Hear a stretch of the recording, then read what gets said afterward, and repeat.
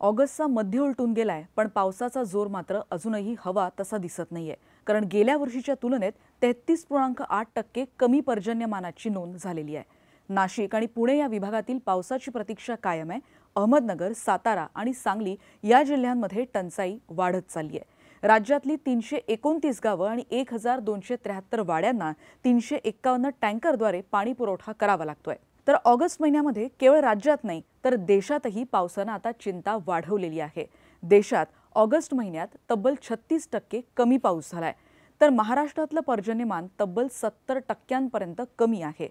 August महिन्याच्या पहिल्या 2 आठवड्यांमध्ये राज्यातल्या अनेक जिल्ह्यांमध्ये पावसाची अजूनही उघडीप आहे.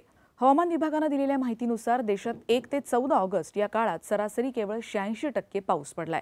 खरं तर या 14 दिवसांमधल्या सरासरी पावसाचा अंदाज हा 133 मिलीमीटर इतका असतो. आता जाऊयात मराठवाड्याकडे, कारण औरंगाबाद, जालना, बीड, हिंगोली, सातारा, सांगली आणि परभणी सारख्या जिल्ह्यात पावसाची मोठी तूट जाणवते.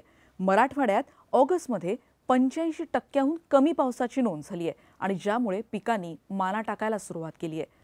हिंगोली जिल्ह्याचा विचार केला तर पावसानं दडी मारली आहे, त्यामुळे खरीपातील मुख्य पीक असलेल्या सोयाबीनला मोठा फटका बसलाय. पावसाअभावी सोयाबीन पिकाचा फुलोरा आणि कळ्या सुकायला लागल्यात आणि त्यामुळे शेतकरी चांगल्या पावसाच्या प्रतीक्षेत आहेत.